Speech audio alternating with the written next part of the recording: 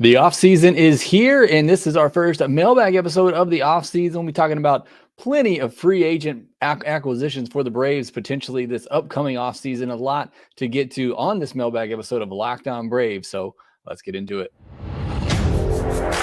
You are Locked On Braves, your daily Atlanta Braves podcast. Part of the Locked On Podcast Network, your team every day.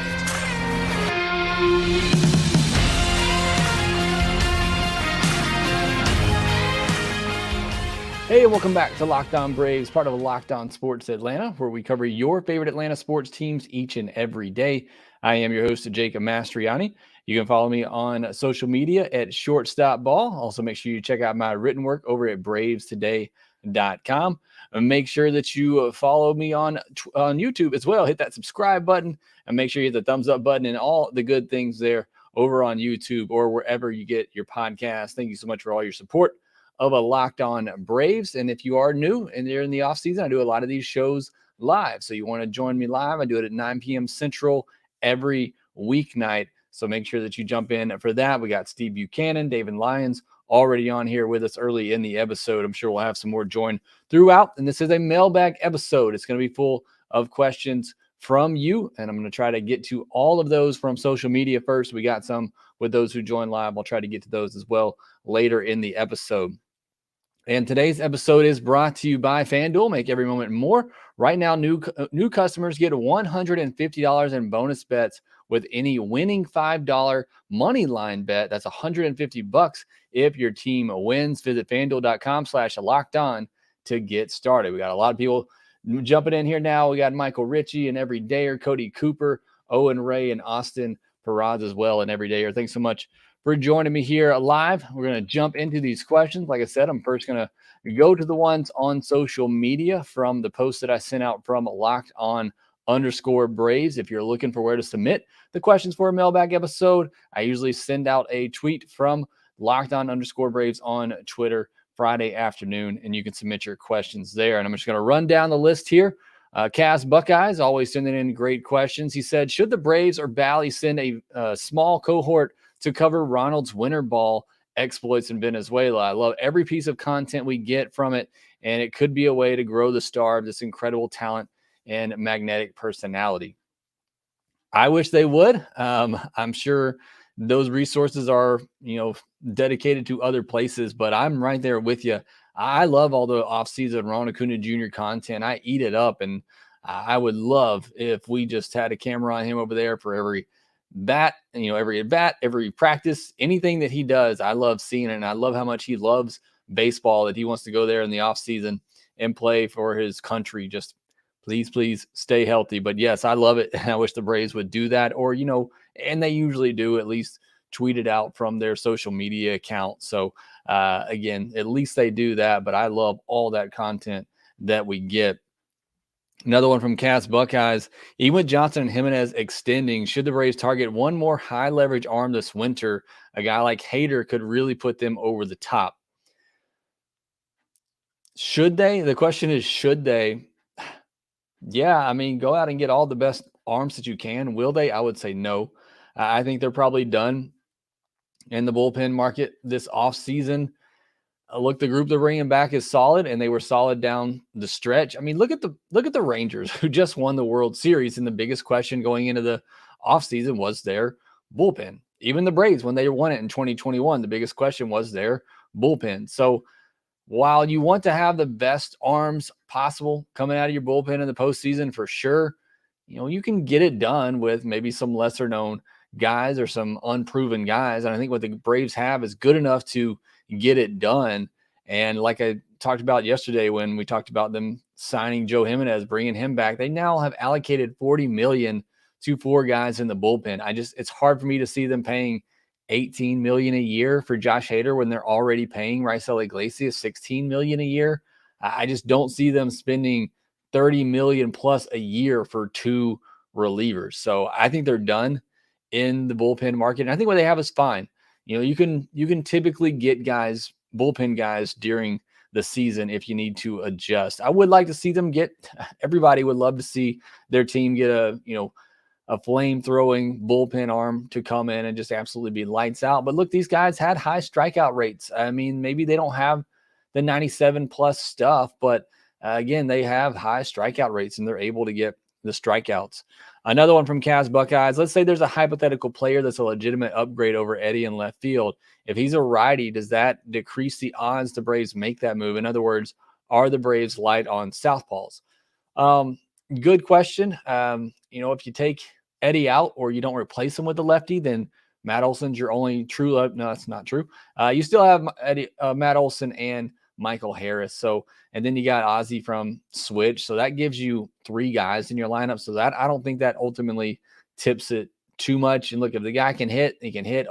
Ideally you're getting somebody that can hit from both sides, hit both handed pitchers the same. That's what you would love if you're going to make a big, significant upgrade there. And you said legitimate upgrade. To me, a legitimate upgrade is somebody that can hit from both sides. When I say hit from both sides, hit righties and lefties. So again, if you were getting a legitimate upgrade, you'd get somebody that's an everyday player, not a platoon player anyway. So I don't think that's going to happen. I think they are going to pick up the Eddie Rosario option. But I don't think if you didn't replace him with a lefty, I don't think that, unbalances the lineup. You still got 3 guys who would hit from the other side. Bellfire, who do you think is most likely to regress in 2024? Who do you think is most likely to make a big jump?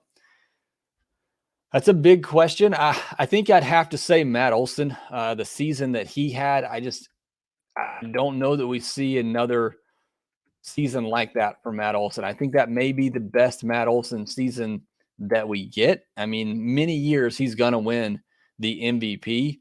I don't think he's going to be a 280 hitter.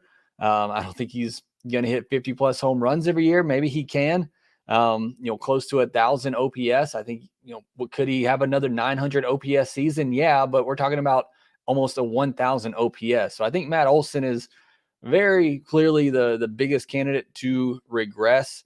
And who is most likely to make a big jump? I think Austin Riley is one. I could see Austin Riley coming back and having a 950 OPS season. It's not that his 2023 was bad, but I think there's more in the tank for Austin Riley to put together a complete season. He just had times this year where, he would cool off for big stretches. I think if he can find that consistency, I think Austin Riley's a 900 plus OPS type of player. So I could see him having a big jump. Michael Harris, I think he's going to have that 2020 season. I don't know how Acuna could go even higher, but not going to put anything past him. I think Ozzie is always, right there, coming off a great season himself. Sean Murphy, I mean, a great first half, but such a bad second half that it really kind of evened out. I could see Murphy's overall numbers being maybe a little worse, but the consistency we see from him from beginning to end, making it feel a little bit better. But I'd say Olson's a likely candidate to regress, Riley a likely candidate to improve even more. And again, not that he was bad. I just think there's more in the tank there for Austin Riley.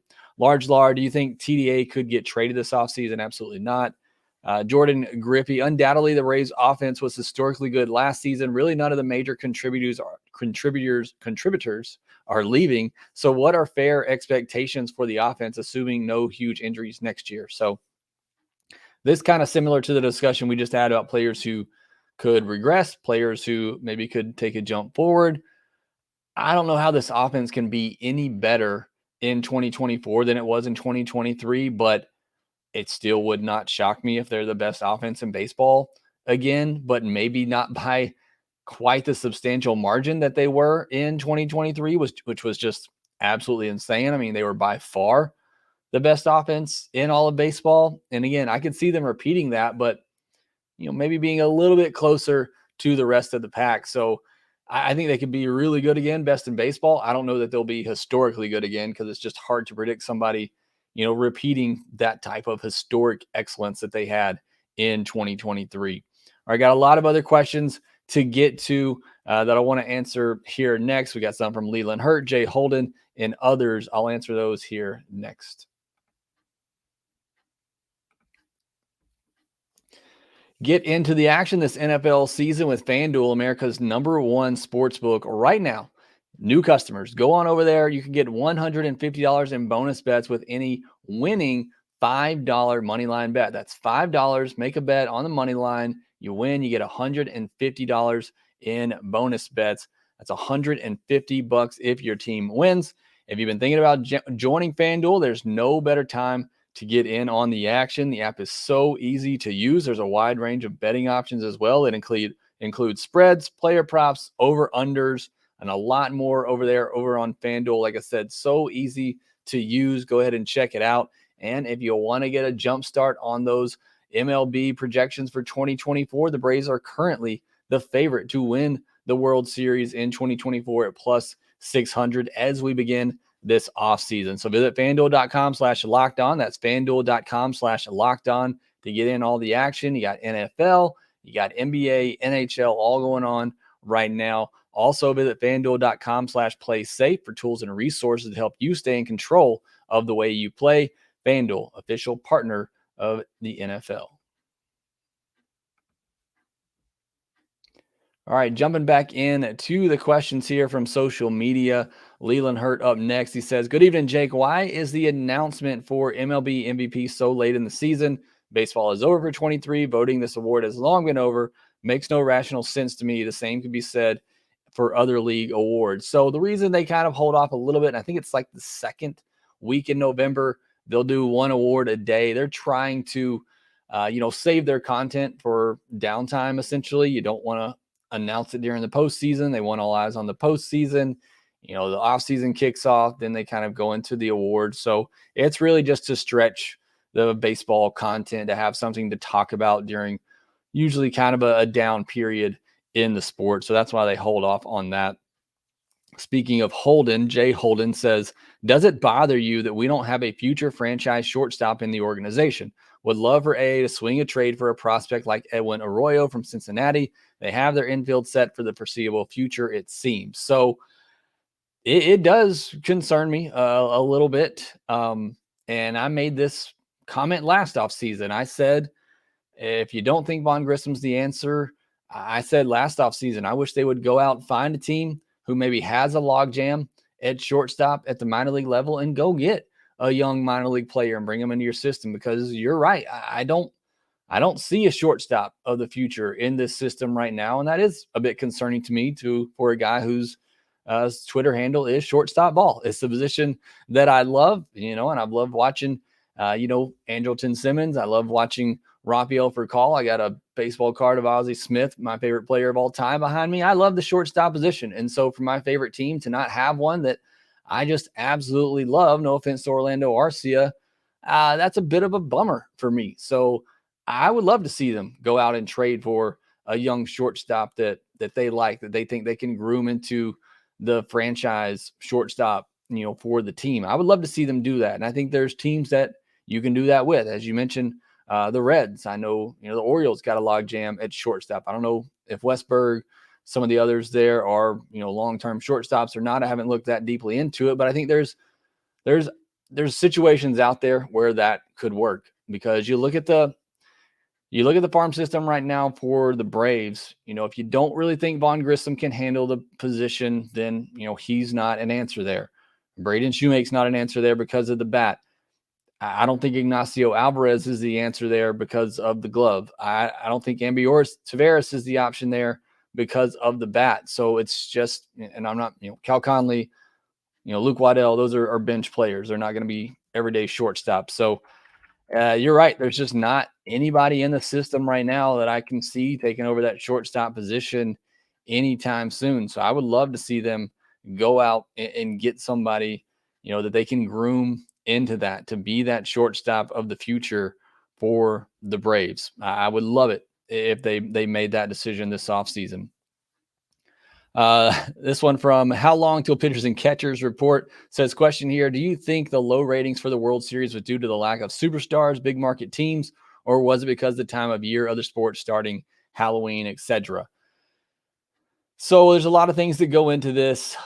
Part of the reason is because these are big markets. Phoenix and Dallas are huge markets. Dallas is one of the biggest TV markets in all the country. So these are big TV markets. They're not big baseball fan bases. I didn't even know the Rangers had a presence on social media until I posted something on social media that wasn't even directed towards them, and I got absolutely crushed for it. But they're not huge fan bases. Arizona in particular, it's just not big fan bases. That's not a knock on their teams. They don't have the history of other teams like the Braves, like the Red Sox, the Dodgers, the Yankees. It's just they don't have that type of baseball history in their franchise, and that's part of the reason for sure.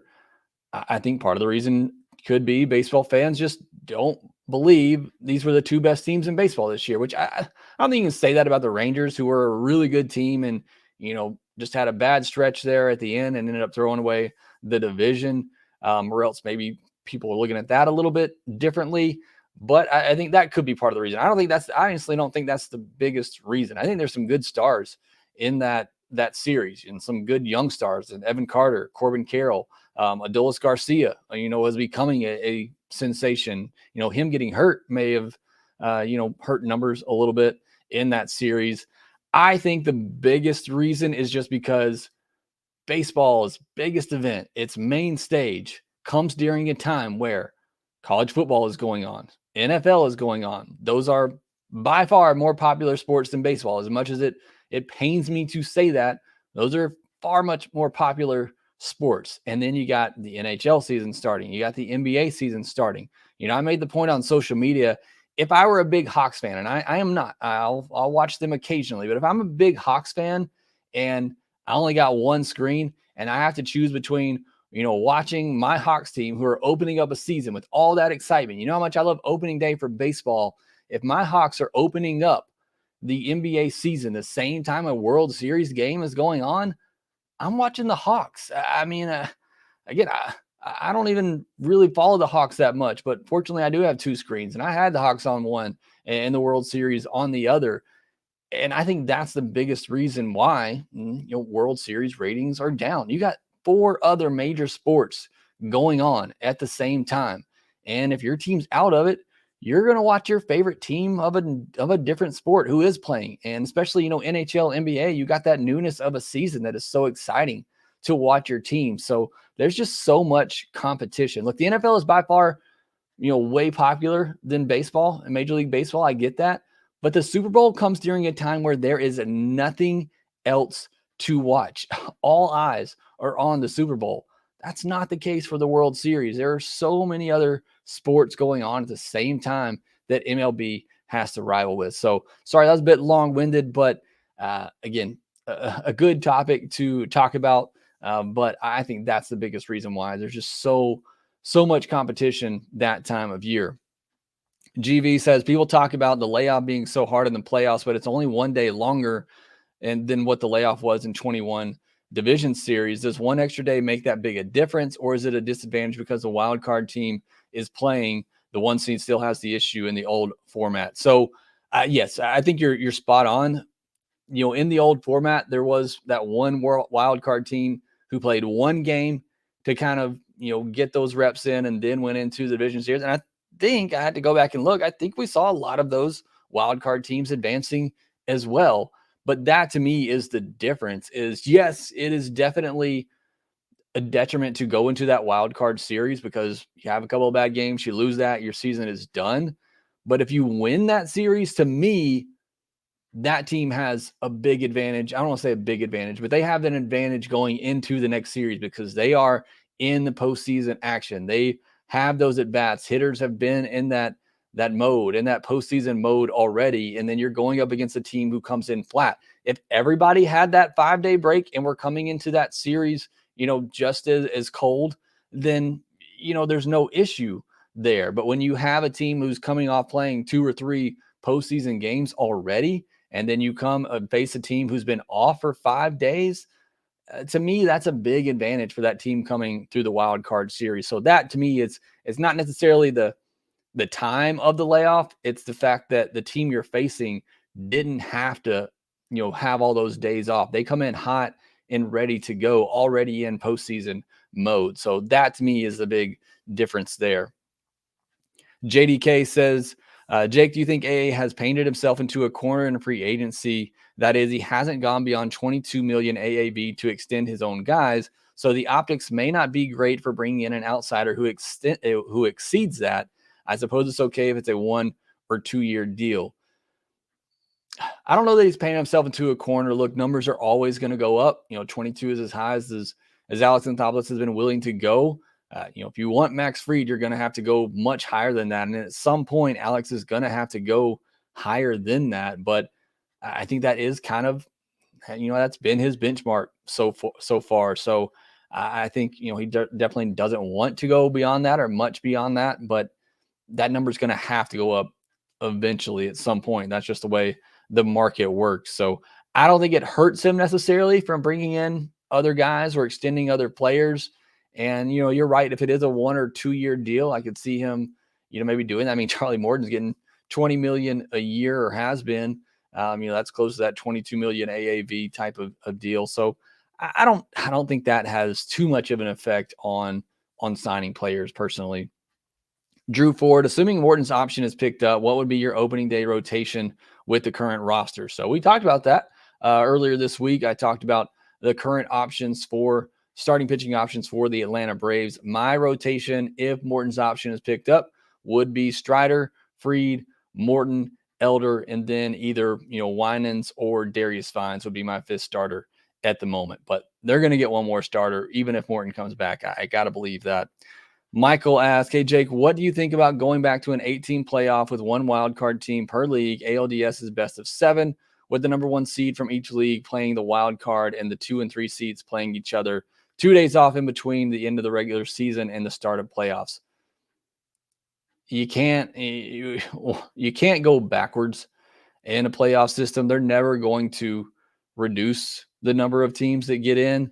If I think what you're saying is true, an 8-team playoff, 4 teams in each league, it's not going to happen. If anything, there's going to be more.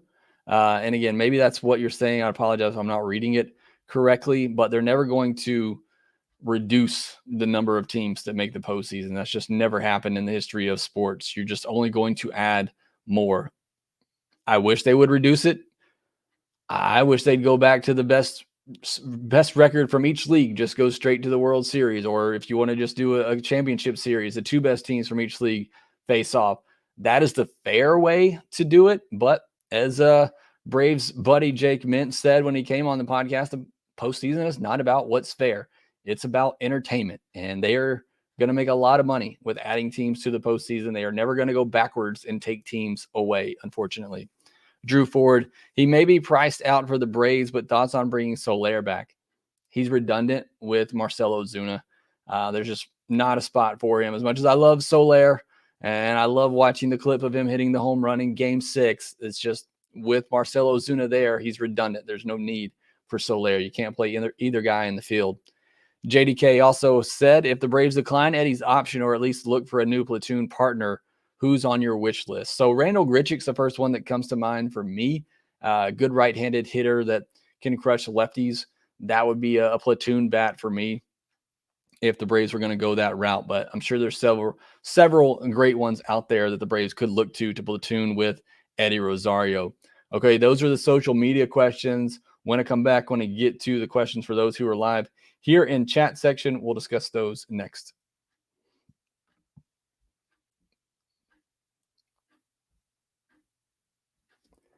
All right, getting into the questions from those here live in the comments section. 4Putt says, hit that like, guys. Show Jake so much love for his Braves work. Thank you so much for that. Chris Fields says, what's up, Jake?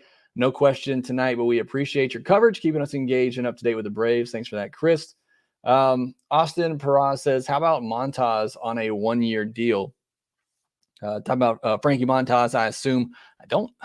Not heard that name, honestly, in a while. I think, 1-year deals are never a bad thing necessarily. So certainly don't mind taking a chance on a guy going to be 31 next year, only threw an inning in a third at the big league level this past year.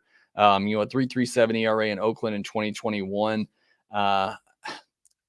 Again, if you wanted to get some depth, I don't know what the cost would be, but It'd be nice to have some added depth there, but he's not somebody that's on my wish list at the moment.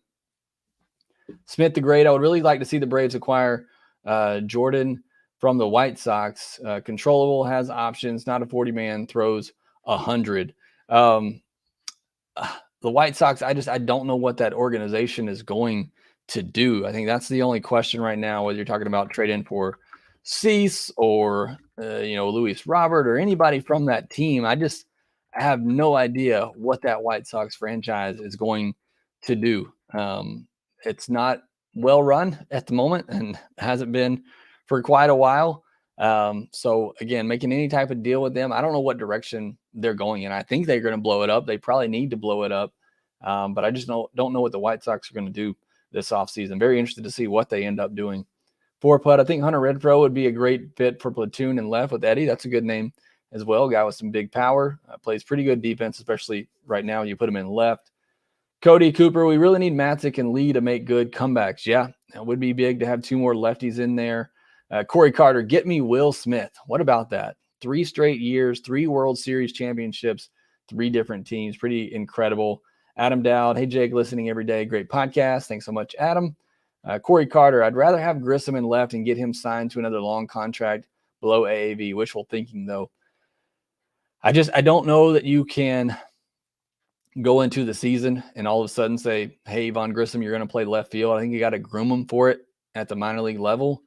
Maybe I'm wrong. Maybe they come into spring training and they just stick him out in left field, see what he can do. May depend on what the options are in the offseason and how the Braves feel with the options out there and what they're able to do.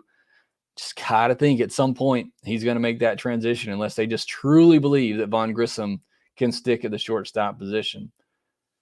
Corey Carter, Michael needs to take his game to the next level. I mean, he's been really good. I do feel like there is another level for Michael Harris, but I don't want to sit here and act like he hasn't been good. For putt, when MMA best fighter ever, John Jones says Hunter Renfroe is the baddest guy in MLB and the best guy in MLB. I believe he fits good with this team. Yeah, he's a Mississippi guy too as well. I think he went to Mississippi State. So yeah, definitely from Braves country would be a good fit, I would think. Ryan Pelkey, is the idea of trading for Soto really that crazy? It's a 1 year at over $30 million, and the Padres are motivated sellers. It might be crazy, but I think the Braves have enough to do it. I don't know that that's true. Some of the trade proposals I've seen for Juan Soto are for some pretty good prospects. So the Braves aren't going to give up AJ Smith-Shawver or Hurston Waldrop in that deal, and I don't think you get Juan Soto without giving up one of those guys, even if it is just a rental player. So I think it is a little bit crazy to think the Braves could pull that off. Barracuda checking in a little late. Hope you had a good one, Jake. Thanks, Barracuda, for joining. Lee Carter, Jake, are they going to get rid of the Braves manager? No, they're not going to get rid of Brian Snitker. They might lose some coaches that are going to be interviewing for other jobs. Jeffrey Humphreys late to the party. Thanks for joining. Garrett, Tim Anderson at shortstop for the Braves. I am not touching Tim Anderson this offseason. Or rough year for Tim Anderson in many ways. I'm not touching him right now. For putt, Willy Adames would be a good fit, but I don't see Milwaukee doing it. I do like Willy Adames. I said that last offseason. A lower average guy, but somebody with good pop and plays a good shortstop as well. I don't know how much of an upgrade he would be over Arcia. Again, I think he maybe gives you a little bit more power. He has that leadership mentality to him. I think he likes it there in Milwaukee. I wouldn't be surprised if maybe they try to extend him. Levi Coker, Tommy Edman is my ideal shortstop. I think it's possible. The Cardinals are another team. I don't know what they're going to do this offseason. They're in kind of a weird spot, in a division that could be very winnable, but the Cubs will probably get a little bit better. The Reds are going to be better. Obviously, the Brewers there. I don't know what's going to happen with them if Craig Counsell takes a manager job somewhere else. So not really sure what's going on with some of those teams in the Central. STV, once the Braves are out, I no longer care what happens in the postseason. And there's fans like that, and certainly understandable, especially when your team gets eliminated. I can guarantee you there were no Phillies fans watching that World Series. And a lot of Braves fans either just tuned out once their team gets eliminated. And that certainly happens a lot. Garrett, will the Braves trade Grissom? He's going to be offered up in trade deals. I certainly think that's going to happen. Again, I've said it numerous times, I hope they just don't trade him because they feel like they need to trade him. If they move him, I really hope it's for, somebody that's going to be a part of this rotation, or left fielder that has plenty of years of control. And, I don't think you're going to get a top of the rotation guy for Grissom. I know you're not going to get a top of the rotation guy for Grissom. You may not even get a middle of the rotation arm, but if you can get somebody, that you can count on in the rotation that has a lot of control, I'd maybe do it. But I'm just not on the trade Vaughn Grissom train. I know others are. I just think he has more value with the team than what kind of value he gives you in a trade. For Putt, it'd be nice to have a shortstop to put up 30-plus homers every year, but that's wishful thinking. You need more 30-home run bats in this lineup. I'd be fine just getting somebody that plays great defense and, gives you a little bit of something in the bottom of the lineup. Not too far off from what Orlando Arcia does for you. Courtney Cole, free agent targets on the Reds, big trade now, 2023 outfield bat now. The Reds have a pretty, good group of prospects there and position players that could be dealt as well. And they need some help on the pitching side. So it could be a good matchup. Corey Carter, Rangers and D-backs were not the best teams. I had zero interest in this playoff format after the Braves were out. Again, I think a lot of people certainly feel that way. For Putt, Freddie Peralta and Hunter Renfroe call it a wrap. Again, I'm interested to see what the Brewers do if they are willing to trade a Freddie Peralta or a Corbin Burns. Again, the Braves don't have the best trade capital to go out and get somebody like that, but certainly would be possible. I'd love to have Freddie Peralta. Blair McBride, do you think Matt Olson has at least a couple more 40-plus home run seasons? I think he will. I certainly think he'll have a couple more 40 home run seasons. Knock on some wood back here. But yeah, I certainly think that'll happen, especially, the ballpark he's hitting in. I think that will definitely happen again as long as he stays healthy. Jeffrey Humphreys, how much would it probably cost to extend Fried? How many years could we expect if he's extended? Blanking on the name now, the Yankees pitcher, Carlos Rodon. I think he got a 6-year deal last offseason. I'm going to look up the amount now, but that's probably the length that it would be, a 6-year deal around 150, 160 million. That's a deal that a lot of people have compared what Fried could get. Pretty similar ages. Rodon was 30 when he signed that deal with the Yankees. He's going to make close to 28 million a year. I think Fried gets he can get anywhere from 26 to 28 million a year. I think if he's going to stay with the Braves, it's going to have to be a little bit less than that. And I don't want to get too excited about it and get my hopes up because I just don't see him taking a discount there. Levi Coker, what do you think about Tommy Edman? He can play every position on the diamond. Love to have that kind of guy, certainly. Again, I just don't know what the Cardinals are going to do. Michael Ritchie, is Ron Washington going to leave, Jake? I think he has to. If he really wants to manage again, I think time is running out. And if he gets offered a job, I think he's gone. And I think he deserves it, although I'm going to definitely hate it. All right, that's all the time I have right now for questions. If I didn't get to yours, make sure you ask it in the comment section down below. Thanks so much for joining me here live, watching the replay, supporting Locked On Braves. Make sure you hit that subscribe button, hit that thumbs up button. Make sure that you rate, review, and subscribe to the Locked On Braves podcast wherever you get your podcast, and we will talk to you next time.